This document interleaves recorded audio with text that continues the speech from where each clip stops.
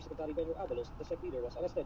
Attorney Ferdinand Topacio said Kibuloy voluntarily surrendered to the AFP. He then called Abalos Epal, the Filipino slang for attention grabber, for allegedly taking credit for the supposed arrest.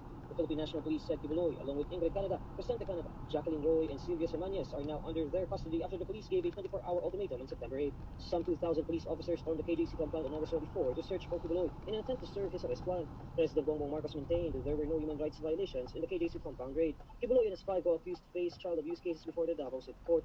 While in Canada has been under the custody of authorities since July. Likewise, Kibuloy has standing arrest warrants for human trafficking issued by a past. Okay? Okay. Very clear, no? Mga ka-clear.